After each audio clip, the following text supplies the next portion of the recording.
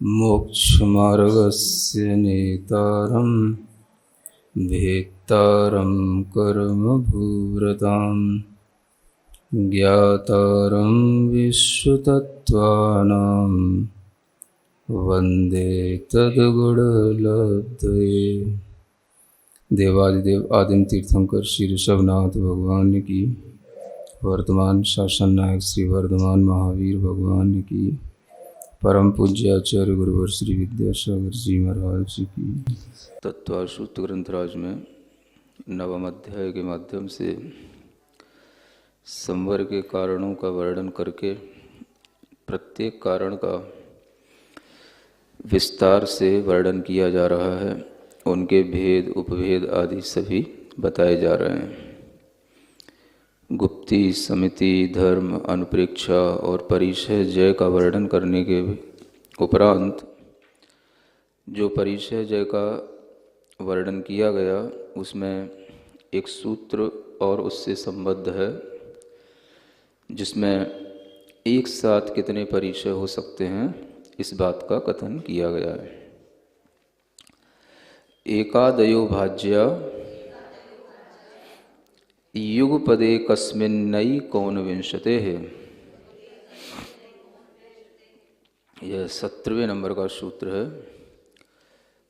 एक आदि को लेकर के, एक को आदि में लेकर, भाज्य माना विकल्प रूप से, युगपद माने एक साथ, एकस्मिन यानी एक जीव में, एकोनविंशति यानी 19, 20 में एक कम, 19 परिचय एक जीव में एक साथ हो सकते हैं, ये बताया गया है।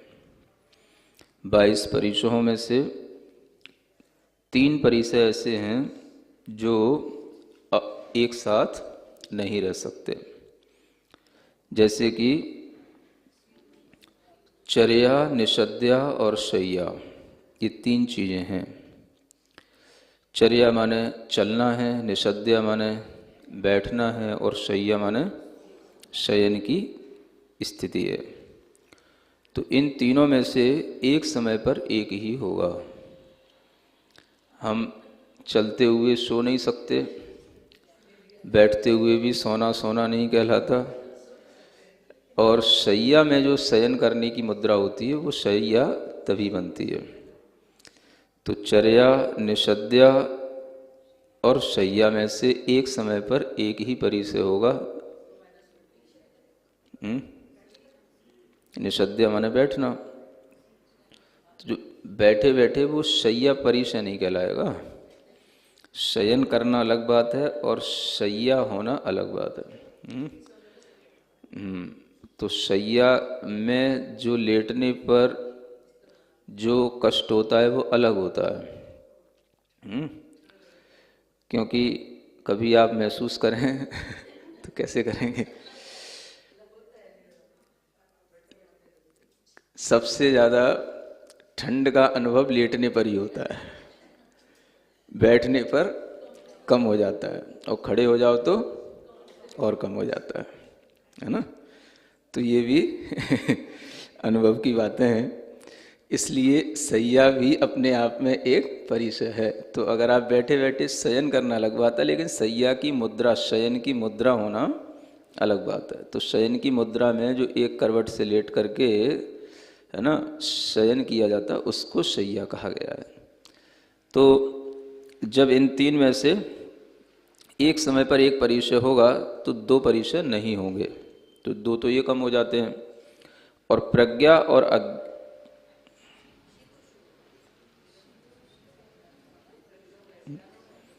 और अज्ञान ये दोनों परिचय तो एक साथ हो सकते हैं। अब एक परिचय और जो कम करना है, शीत और उष्ण में से भी एक ही होगा, है ना? या तो शीत का प्रकोप होगा या उष्णता का प्रकोप होगा, तो एक इसमें कम हो जाएगा। बस इतने, ये 3 ही अधिक से अधिक कम हो सकते हैं। और इन्हीं 3 को कम करने पर 22 में से 3 निकलने पर 19 बच जाते हैं। तो एक साथ मतलब प्रज्ञा और अज्ञान तो एक साथ हो सकते हैं, ये ध्यान देने योग्य बात है। जैसे कल भी बताया था, क्योंकि जिस कर्म का क्षयोपशम है उससे जो हमें ज्ञान दशा प्रकट हुई वो तो हो गई प्रज्ञा परिचय का कारण, और जो अभी आवरण है कर्म का जिसके कारण से वो ज्ञान पूर्ण नहीं हुआ वो हो गया अज्ञान परिचय का कारण। तो वह दोनों एक साथ भी एक जीव में हो जाते हैं। प्रज्ञा और अज्ञान दोनों विपरीत चीज़ें नहीं हैं, ऐसा समझना। इस तरह से ये एक साथ 19 परिचयों का क्रम बताने के बाद में यहाँ पर यह परिचय जय का जो वर्णन है वो पूर्ण हो जाता है। अंत में संवर के कारणों में एक कारण बचा था जिसका नाम था चारित्र। क्या बताया था? उस चारित्र का कथन करने के लिए अब आगे ये क्रम आ रहा है, सूत्र आ रहा है। सामायिक छेदोपस्थापना, परिहार विशुद्धि, सूक्ष्म सांपराय, यथाख्यात मिति चारित्रम। ये चारित्र कहा गया है। चारित्र के 5 भेदों को बताकर के ही चारित्र को समझाया गया है। पहला सामायिक चारित्र है, दूसरा छेदोपस्थापना चारित्र है, तीसरा परिहार विशुद्धि चारित्र है, चौथा सूक्ष्म सांप्राय और 5वां यथाख्यात चारित्र है। चारित्र का मतलब जो आत्मा में चर्या करने रूप वृत्ति है उसका नाम चारित्र कहलाता है। चरण यानी चलना, पहुंचना, चर्या करना। कहाँ करना? तो अपनी आत्मा में ही रुकने रूप, रमण करने रूप, चलने रूप, विहार करने रूप जो प्रवृत्ति होती उसका नाम चारित्र कहते हैं। तो यहाँ पर चारित्र के ये 5 भेद बताए गए हैं। इन सभी भेदों में जो सबसे पहला चारित्र है वो सामायिक चारित्र कहलाता है। यही सर्व प्रमुख चारित्र है, क्योंकि सामायिक चारित्र के बिना अन्य किसी भी चारित्र की उपलब्धि नहीं होती है। सबसे पहले किसी भी जीव को, साधक को चारित्र के रूप में सामायिक चारित्र का ही ग्रहण करना होता है। तो उस सामायिक का मतलब होता है कि समभाव का आलंबन लेना, हमेशा समभाव में ही प्रवृत्ति करना, समभाव में ही रहना, समभाव की स्थिति ही मनोदशा में रहना, इसका नाम ही सामायिक चारित्र कहलाता है। तो वो समभाव किस विषय में होना? तो जितने भी हमारे लिए प्रतिकूल अनुकूल जो रूप होते हैं उन सब में समभाव रखने की बात आती है। सम सत्तु बंधु वग्गो, सम सुह दुखो, पसंसनिंद समो, समलोठ कंचणो, पूर्ण जीवित मरणे समो समड़ो। ऐसा एक प्रवचन सार में गाथा आती है। मतलब श्रवण उसी को कहा गया है जो इन सब चीज़ों में समभाव रखे। सम सत्तु बंधु वग्गो, शत्रु में और बंधुओं में समभाव रखो, द्वेष नहीं, राग नहीं, इसका नाम है समभाव। सम सुह दुखो, सुख में भी और दुख में भी समभाव रखना, अनुकूलता प्रतिकूलता में भी समभाव रखना। सम सुह दुखो प्रशंसनिंद समो, प्रशंसा और निंदा में समभाव रखना। समलोठ कंचणो पूर्ण, लोष्ठ माने कुछ भी जो मिट्टी आदि है वो, और कंचन माने जो स्वर्ण आदि हैं वो, उनको भी एक दृष्टि से देखो, सभी पुद्गल हैं, समभाव। इस तरह से समलोट कुंचणोपूर्ण और जीवित मरणे समो समड़ो, जीवन में मरण में भी समभाव रखो। जीवन में भी मरण की इच्छा भी नहीं और मरण से द्वेष भी नहीं, और मरण के उपस्थित होने पर जीने की इच्छा नहीं, लालसा नहीं। समभाव जब जैसा जिस समय पर हो जाए वो ग्राह्य है। इस भाव में जो रहता है उसको श्रवण कहा गया है। तो श्रवण का सबसे पहला जो चारित्र है वो यही है। और ये सब रखते हुए भी, ये तो अपनी मनोवृत्तियों के लिए होगा, सब जीवों के प्रति समभाव रखना, समता भाव रखना, यही उसका सबसे पहला संकल्प होता है। तो इसी को सामायिक चारित्र कहा जाता है। इस सामायिक चारित्र को एक रूप ही कहा जाता है, और ये एक सामायिक चारित्र ही पर्याप्त होता है जो यम रूप होता है।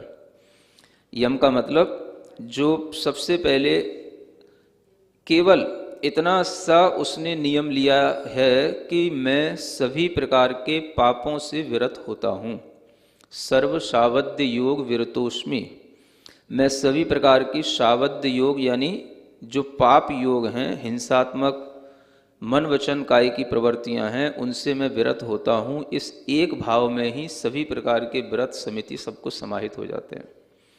तो इसी को जो है सामायिक चारित्र कहा जाता है। इस संकल्प को आत्मा में रखना, इसी का नाम सामायिक चारित्र है। इस सामायिक चारित्र को यहाँ पर सर्वप्रथम इसीलिए कहा गया है क्योंकि इसी के होने पर अन्य कोई चारित्र संभव है, और जितने भी चारित्र हैं फिर वो सभी सामायिक के भेद रूप होते हैं जो आगे बताए जाएंगे, और वो सभी सामायिक की ही वृद्धि करने रूप होते हैं। इसलिए सामायिक चारित्र की प्रमुखता से ही व्रतों को ग्रहण किया जाता है और सर्व प्रकार के पाप आदि का त्याग करके वह इसी चारित्र को अपनाता है। अब ये चारित्र के भेद जो यहाँ पर बताए गए हैं उनमें देखा जाए तो सबसे पहला चारित्र सामायिक, ये एक प्रकार का चारित्र भी कहा जा सकता है। यानी चारित्र जो है वो एक है, कौन से रूप में? सामायिक रूप में। यही प्रमुख चारित्र है, एक चारित्र जो कि सर्व सावध्य से विरति रूप होता है, यही प्रमुख चारित्र है। अगर कोई कहे एक प्रकार का चारित्र कौन सा, तो सामायिक चारित्र। यहाँ हम जो पढ़ रहे हैं ये सब चारित्र के भेद पढ़ रहे हैं, क्योंकि संवर के कारणों में गुप्ति, शमिति, धर्मानुप्रेक्षा ये सब चारित्र कहा गया था, और यहाँ लास्ट में भी इति चारित्रम ये चारित्र का है। तो ये चारित्र ही कहा गया है इसको। अब जब आप षटखंडागम आदि के सूत्र पढ़ेंगे तो उसमें इसको संयम नाम दिया जाता है। सामायी संयम, सामायी छेदोवट्ठावन संयम, परिहार विशुद्धि संयम, वहाँ पर इसको संयम नाम से कहा गया है। तो इस तरह से संयम भी कहा है आचार्यों ने, चारित्र भी कहा है। कोई ऐसी विवक्षा नहीं है जो आज के विद्वान, कुछ जो निश्चय वाले विद्वान होते हैं वो इस तरीके से इनमें भेद करने की कोशिश करते हैं। तो उनको यहाँ पर ध्यान में रखना है कि चारित्र और सामायिक आदि ये जो संयम है ये सभी एक ही चीज़ें हैं। और यहाँ पर जो सामायिक है वो एक प्रथम भेद है। सामायिक एक रूप होता है, एक प्रकार का चारित्र है तो वो सामायिक है। दो प्रकार का चारित्र सराग चारित्र और वीतराग चारित्र भी कहलाता है, अथवा अपहृत संयम और उपेक्षा संयम के भेद से भी दो प्रकार का चारित्र होता है। प्राणी संयम और इंद्रिय संयम के भेद से भी दो प्रकार का चारित्र होता है। इस तरह से दो प्रकार के चारित्र का भी वर्णन ग्रंथों में मिलता है, और इन सब भेदों को गर्भित करके हम चारित्र के दो भेद आसानी से समझ सकते हैं।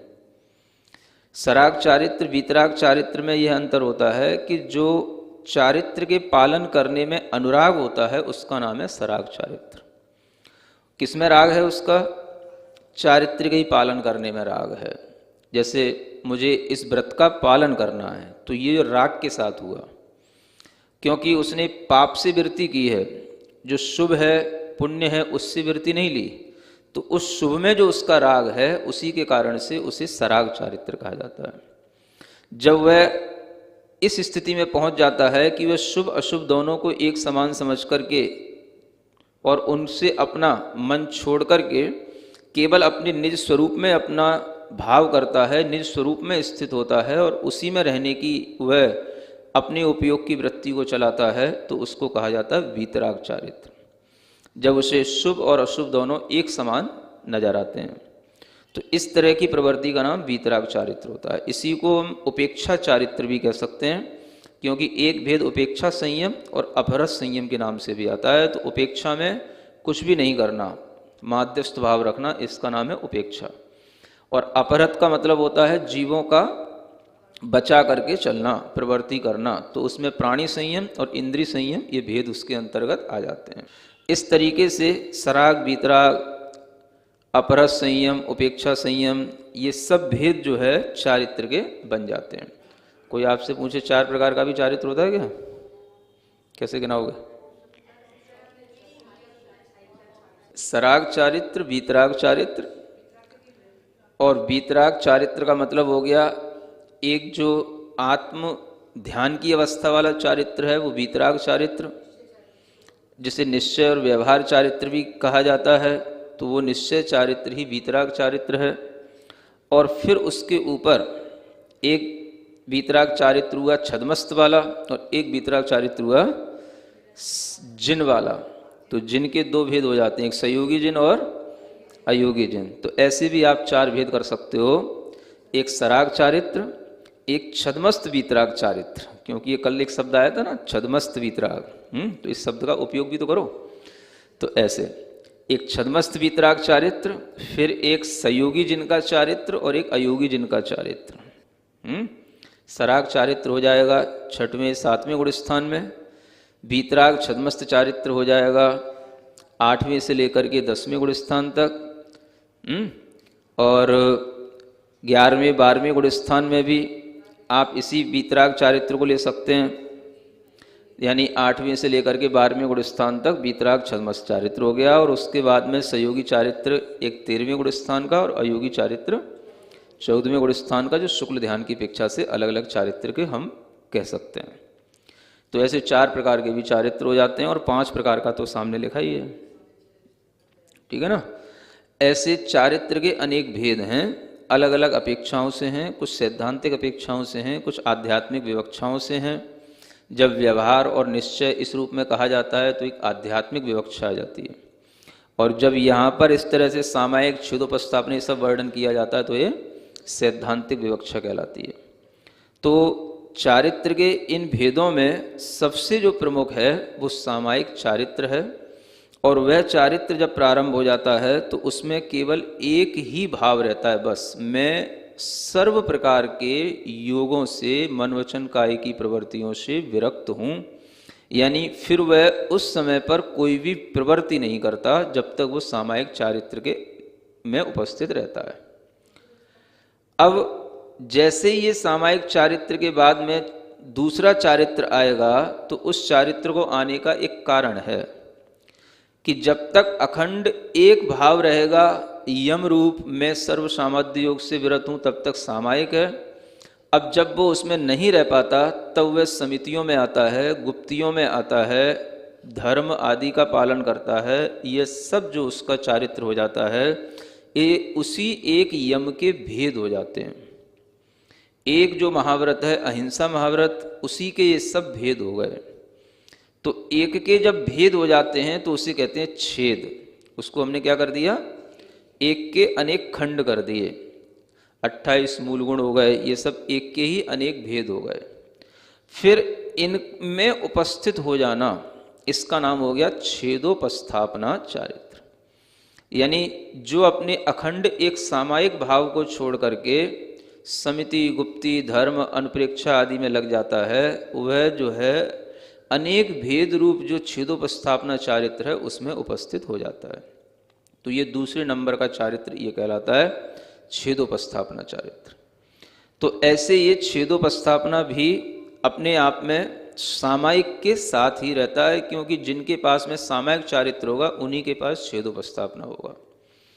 तो एकांत से जो सामायिक ही करने वाले होते हैं बिना छेदोपस्थापना के, ऐसे जीव तो बहुत कम होते हैं। और ऐसा संयम किन्हीं किन्हीं तीर्थंकरों के समय पर होता है। विशेष रूप से जानना कि प्रथम और अंतिम तीर्थंकरों के लिए तो नियम से छेदोपस्थापना चारित्र का एक उपदेश दिया गया है उनके द्वारा, कि इनके शासन काल में रहने वाले जो ये जीव होंगे वो छेदोपस्थापना चारित्र का प्रयोग किए बिना नहीं रह सकते हैं। तो ये सामायिक के साथ ही रहता है। इसलिए कई जगहों पर सिद्धांत ग्रंथों में सामायिक और छेदोपट्ठावण ये दोनों एक साथ लिखे रहते हैं, दोनों एक ही साथ चलते हैं। क्योंकि जहाँ पर एक भाव होगा व्रत का, वहाँ पर ये अनेक समिति आदि भाव आ ही जाते हैं, क्योंकि एक भाव में वह बहुत देर तक रह नहीं सकता। तो सामायिक और छेदोपस्थापना दोनों साथ साथ रहने वाले चारित्र हैं, और ये दोनों चारित्र 6वें 7वें गुण स्थान से शुरू होते हैं। दोनों के गुण स्थान 9वें गुण स्थान तक रहेंगे, क्योंकि 10वें में उस चारित्र का नाम सूक्ष्म सांप्राय नाम का चारित्र हो जाएगा, जो यहाँ तीसरे नंबर का चारित्र कहा है। तो इस तरह से छेदोपस्थापना का भाव जानना, और छेदोपस्थापना का एक दूसरा भाव ये भी है कि जब पूरा जो चारित्र है, चाहे वो व्रत रूप हो, समिति रूप हो, गुप्ति रूप हो, यदि किसी भी प्रकार के चारित्र में कोई दोष लगता है तो उस दोष का प्रायश्चित लेकर के पुनः उपस्थापना की जाती है, तो उसको भी छेदोपस्थापना कहा गया है। तो इस तरीके से छेद का अर्थ एक तो भेद होना और एक छेद का मतलब होता है भंग होना। तो चारित्र में अगर किसी भी प्रकार का भंग होता है, दोष लगता है, तो उसमें पुनः उपस्थापित होने को भी छेदोपस्थापना चारित्र कहा जाता है। ऐसे दोनों रूपों में चारित्र का प्रयोग किया जाता है और ये दोनों चारित्र एक साथ रहते हैं। और वर्तमान में भी यही दो चारित्र होते हैं। पंचम काल में भी मुनि महाराजों के पास कौन से चारित्र होंगे? तो यही दोनों चारित्र होंगे। एक से काम नहीं चलेगा, दो का आलंबन लेना पड़ता है, सामायिक भी और छेदोपस्थापना भी। तो इस तरह से इन दो चारित्रों का वर्णन करने के बाद में आगे एक तीसरा नाम दिया है, परिहार विशुद्धि नाम का चारित्र। परिहार का मतलब होता है गमनागमन की क्रिया करना, परिहार करना। जब गमन आगमन की क्रिया होगी तो जीवों की रक्षा आदि का भाव विशिष्ट रूप से रहता है, प्रवृत्ति होती है, उस प्रवृत्ति में ही विशुद्धि बढ़ती है इस चारित्र में। इसलिए इसका नाम है परिहार विशुद्धि। माने परिहार करना जरूरी है, गमन करना जरूरी है। इसलिए जो इस चारित्र को धारण करने वाले होते हैं वो कुछ विशिष्ट अपने आप में संयम की इस रिद्धि को धारण करते हैं। इसी एक रिद्धि के रूप में भी कहीं कहीं कहा गया है। और इसके लिए ये नियम बताया गया है कि जो 30 वर्ष तक पहले अपने घर में सुख से पूर्वक रहा हो, क्या किया हो? 30 वर्ष तक घर में सुख पूर्वक रहा हो, दुख पूर्वक नहीं। और सुख पूर्वक रहने के बाद में फिर जिसने तीर्थंकर के समीप जो है, मतलब दीक्षा इत्यादि लेकर के, फिर उसके बाद में दीक्षा लेकर के तीर्थंकर के समीप जिसने जो है एक जो पूर्व और अंगों के जो शास्त्र होते हैं उसमें एक 9वां पूर्व होता है जिसे प्रत्याख्यान नाम का पूर्व कहा जाता है। उस पूर्व का जिसने अध्ययन किया हो और उस अध्ययन में भी कम से कम उसको वर्ष पृथक काल लगा हो। वर्ष पृथक का मतलब होता है 3 से 8 वर्ष का काल। इतना अध्ययन करने के बाद में उसके लिए जो विशेष रूप से जीवों के परिहार करने के लिए, जीवों के उत्पत्ति स्थान, उनके कुल, उनके अनेक तरह के उपयोग आदि की प्रवृत्तियाँ, उनके जो रहने की, चलने की, उनकी गमनागमन की स्थितियाँ, ये सब जो डिटेल से जान लेता है उसके लिए ही यह परिहार विशुद्धि नाम का चारित्र उत्पन्न होता है। तो 38 वर्ष कम से कम उसको लग जाएंगे, उसके बाद में यह संयम की रिद्धि उसके हाथ लगेगी। और इस रिद्धि के होने के बाद में फिर ये नियम होता है कि वो रोजाना कम से कम 2 कोस रोजाना गमन करे, संध्या की सामायिकों को छोड़ करके, है ना। ये गमन करने का उसमें नियम है, बैठे नहीं। सामायिक करने के बाद जो है वह संध्या समय को छोड़ करके अन्य समय में 2 कोस उसे प्रतिदिन कम से कम गमन करना है। तो गमन करने पर ही इस रिद्धि का प्रयोग होएगा। तो ये रिद्धि है और ये जब तक गमन किया जाएगा तभी तक इसका उपयोग है। फिर जब वो बैठ गया तो उपयोग नहीं है, ध्यान में इसका कोई उपयोग नहीं, बैठ गया तो कोई उपयोग नहीं, चलेगा तो उपयोग है। और चलने से ही इसकी विशुद्धि बढ़ती है। तो इसलिए जो है अपनी विशुद्धि को बढ़ाने के लिए, बहुत कर्मों के निर्जरा करने के लिए उसे इसका उपयोग करना होगा। तो ये एक तरीके से ऐसे समझ लो कि जैसे आपने कोई जो है मोबाइल ले लिया है ना, तो अब मोबाइल ले लिया तो उसे आपको उसका उपयोग करना ही है। या घर में आपने लाइट कनेक्शन लगवा लिया तो आपको थोड़ा लाइट का उपयोग करना ही है। नहीं करोगे तो वो जो है आपके लिए कोई भी उस कनेक्शन का कोई भी फल नहीं कहलाएगा। तो आपको फीलिंग तभी आएगी कि अगर लाइट का कनेक्शन हुआ है तो घर में लाइट जले, है ना। तो जलेगी तब जब आप कुछ जलाओगे, कुछ उसमें बल्ब आदि लगाओगे, कुछ उसकी फिटिंग कराओगे, कुछ करोगे, तब लगेगी। और वो करना जरूरी है। तो मतलब कुछ खर्च करना जरूरी है। इसी तरीके से परिहार विशुद्धि में प्रवृत्ति करना जरूरी है। ये प्रवृत्ति में ही होता है, निवृत्ति में नहीं होगा, ध्यान अवस्था में नहीं होगा। इसलिए इसका गुणस्थान केवल 6वां 7वां ही होता है। 6वें 7वें गुणस्थान में ही केवल ये संयम होता है। किससे काम चल रहा था? किससे? ये सब आत्मा की अनेक प्रकार की उपलब्धियां हैं। आत्मा की शक्तियों का उद्भावन अनेक तरह से होता है और वह तरीका जो यहाँ बताया जा रहा है वह अपने आप में सामायिक, छेदोपस्थापना, यथाख्यात से भी भिन्न रूप है। यथाख्यात में तो क्या है, केवल आत्मा में बैठने रूप है। ये जो प्रवृत्ति है ये अपने आप में एक अलग रिद्धि है, और इस रिद्धि के उपयोग से वह जीवों को बड़ी कुशलता से बचाने की एक अपने अंदर प्रवृत्ति या ज्ञान लेकर के आता है। अगर उपयोग ही ना हो तब तो फिर सब रिद्धियाँ एक ही हो जाएं, फिर तो बस केवल ज्ञान रिद्धि को ही कहा, एक रिद्धि कहा जाए। बीच में जो 48 रिद्धियाँ किस लिए हैं? तो सब अलग अलग रिद्धियाँ हैं, और अलग अलग चीज़ों की उपलब्धियाँ, आत्मा की ये शक्तियाँ अलग अलग तरह के ज्ञान तप आदि से प्रकट होती हैं।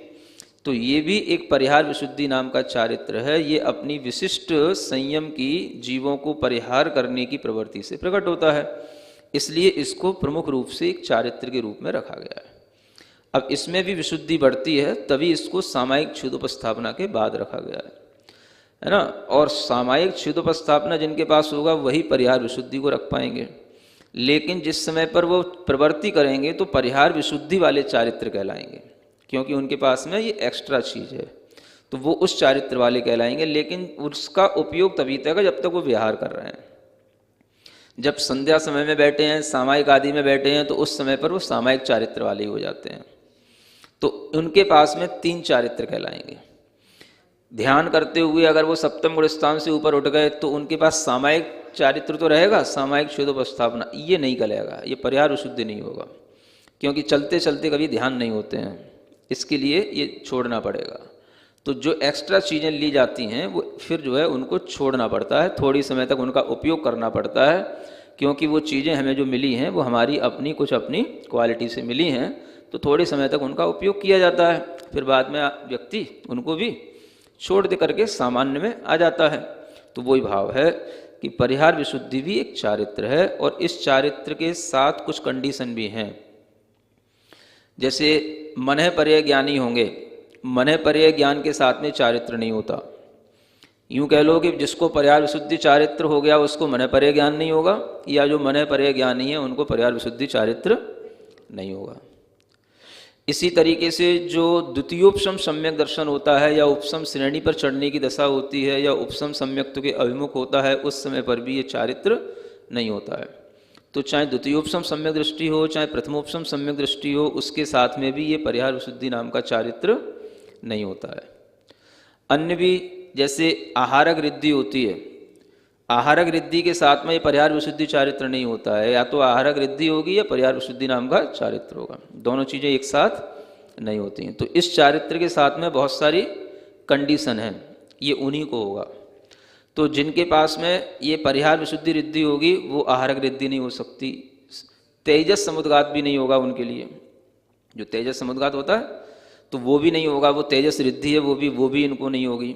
तो ये रिद्धि अलग ही रहती है, इसके साथ में ये वाली रिद्धियाँ नहीं होती। आहारक रिद्धि नहीं होगी, तेजस समुद्गात की शक्ति नहीं आएगी, यहाँ तक कि विक्रिया रिद्धि का भी मना किया गया है, विक्रिया रिद्धि भी नहीं होती। तो इस तरह से इस चारित्र के साथ में केवल यही प्रवृत्ति होकर के इस तरह की परिहार का विशुद्धि रूप जो है पालन किया जाता है, तो परिहार विशुद्धि नाम का चारित्र बन जाता है। ऐसा ही तीसरा चारित्र है जो प्रमुख है, और प्रवृत्तियों में विशेष रूप से तीर्थंकरों के ही एक पाद मूल में ये चारित्र पैदा होता है। उन्हीं के समक्ष जिन्होंने प्रत्याख्यान नाम का अध्ययन किया हो, एक शास्त्र होता है प्रत्याख्यान पूर्व, नौवा पूर्व, उसका जो अध्ययन करने से उन्हें ये इस तरह का जीवों का परिहार करने की कुशलता आ जाती है, संयम की। इस तरह से यह अलग प्रकार की रिद्धि है। फिर चौथा जो सूक्ष्म सांप्राय चारित्र है, उसके बारे में तो आपको कल बता ही गया था, जब ये सूक्ष्म सांप्राय छद्मस्थ वीतराग चतुर्दश इस सूत्र की व्याख्या की थी। तो सूक्ष्म सांप्राय माने जो 10वें गुण स्थान में होने वाला सूक्ष्म लोभ के साथ में जो आत्मा का अपना ही स्वभाव में, अपने ही स्वगुणों में रमण रूप या स्थित होने रूप जो चारित्र बनता है, उसका नाम सूक्ष्म सांप्राय नाम का चारित्र है। क्योंकि ये ध्यान में होगा, ये केवल 10वें गुण स्थान में ही उत्पन्न होने वाला भाव है, और उस समय पर जो आत्मा की उपयोग की दशा है, उसकी जो परिणति है, उसका नाम यहाँ एक अलग चारित्र रूप में गिनाया गया है। वह दशा जो सूक्ष्म लोभ के साथ 10वें गुण स्थान में रहती है, वह उससे पहले नहीं होती, क्योंकि उससे पहले बादर कषाय होती हैं। बादर कषाय के साथ जो उपयोग में स्थिरता नहीं आती, वो केवल सूक्ष्म लोभ के साथ ही आती। और आगे के गुण स्थानों में इसलिए नहीं, क्योंकि वो बिल्कुल ही वहाँ पर लोभ का भी समापन हो जाता है 11वें 12वें गुण स्थान में। तो इसलिए इस चारित्र की किसी भी से तुलना नहीं की जा सकती। ये अपने आप में केवल उसी एक गुण स्थान में होने वाला एक विशिष्ट चारित्र है, जिसे सूक्ष्म सांप्राय नाम का चारित्र कहा गया है। और जो 5वां चारित्र है उसका नाम है यथाख्यात चारित्र। क्या नाम है इसका? कहीं कहीं नाम अथाख्यात भी आता है। क्या कहते हैं? अथ आख्यात। यानी अथ माने अब, या भगवान ने इसको जो अलग से कहा है, आख्यात माने कहा है, तो वो कहलाता है अथाख्यात। अथवा यूं कहें कि यथा माने जैसा भगवान ने, आख्यात माने कहा है, चारित्र का स्वरूप वो यहाँ पर अनुभूति में आता है, इसलिए इसका नाम क्या है? यथाख्यात। जैसा भगवान ने चारित्र का स्वरूप कहा, आत्मा में ही स्थित होने रूप जो अनुभूति है वही हमारा चारित्र है। वो चारित्र का भाव केवल इसी यथाख्यात में ही अनुभव में आता है। इसलिए यहाँ पर किसी भी प्रकार का कोई विकल्प नहीं रह जाता, क्योंकि राग का पूर्णतया अभाव होने पर, कसाय का पूर्णतया अभाव होने पर ही यह चारित्र प्रकट होता है। तो यह चारित्र 11वें गुण स्थान, 12वें गुण स्थान और 13वें 14वें गुण स्थान में बना रहता है। इस चारित्र को यथाख्यात चारित्र कहा जाता है, जिसमें कोई भी कसाय की उपयोग में अनुभूति न हो। कसाय का उदय किसी भी तरह से उपयोग स्वभाव में, अनुभव में न आए, उसको जो है यथाख्यात चारित्र कहा गया है। इस यथाख्यात चारित्र में छद्मस्तता भी है और जिन रूप भी है।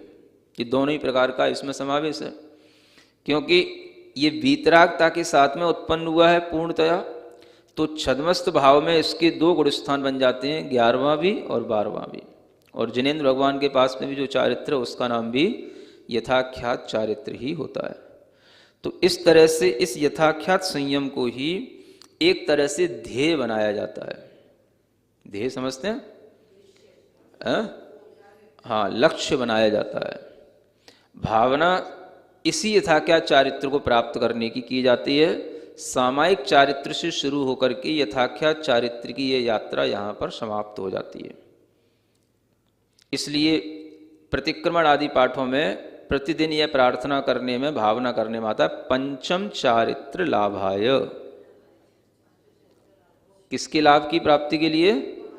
5वें चारित्र के लाभ के लिए। हे भगवान, मैं आपको प्रणाम कर रहा हूँ, आपकी स्तुति कर रहा हूँ।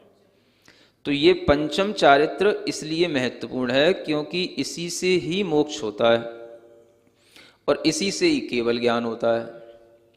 अगर हम केवल ज्ञान के निकट देखें तो भी ये 12वें गुण स्थान का चारित्र यथाख्यात चारित्र है, जिसके होने पर केवल ज्ञान होता है। और मोक्ष देखें तो 14वें गुण स्थान में भी ये यथाख्यात चारित्र रहता है, तो मोक्ष भी इसी चारित्र से होता है। इसलिए इसकी पूजा विशेष रूप से करनी चाहिए। समझ आ रहा है? तो 5 प्रकार के चारित्र में इसलिए ये अंत में रखा है क्योंकि ये मोक्ष की समीपता रखता है या केवल ज्ञान की समीपता रखता है। और यह विशिष्ट चारित्र है, इसकी विशुद्धि एक जैसी बताई गई है। अगर हम विशुद्धि की तुलना करें तो आचार्य पूज्यपाद महाराज ने सर्वार सिद्धि ग्रंथ में ये जो 5 प्रकार के चारित्र हैं, उनमें जैसे सामायिक छेदोपस्थापना चारित्र है, इनको एक साथ लेकर के चलते हैं। इनमें जघन्य लब्धियां भी होती हैं और उत्कृष्ट लब्धियां भी होती हैं। जघन्य का मतलब सभी का जो सामायिक चारित्र होगा वो एक जैसा नहीं होगा, वो जघन्य से लेकर के उत्कृष्ट तक अनंत भेदों रूप होता है वो। तो विशुद्धि के ऊपर ये चारित्र निर्भर करता है। जिसकी कसाई की जितनी मंदता होगी उसकी विशुद्धि उतनी अधिक होती है। तो कसाय के अभाव में ये जो चारित्र में विशुद्धि आती है उसी को संयम की लब्धि कहते हैं। तो ये संयम की लब्धि जघन्य, मध्यम, उत्कृष्ट तीनों रूप में होती है। तो जब सामायिक छेदोपस्थापना चारित्र की जघन्य लब्धि है, उससे उसकी ही जो उत्कृष्ट लब्धि होती है वो उससे अनंत गुणी हो जाती है।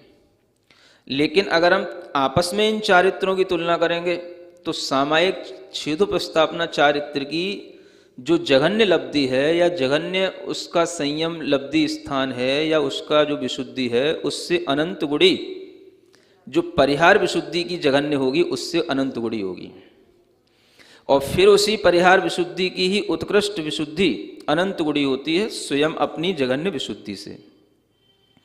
फिर उससे भी अनंत गुणी विशुद्धि इस सामायिक क्षेत्रोपस्थापना चारित्र की उत्कृष्ट विशुद्धि कहलाती है।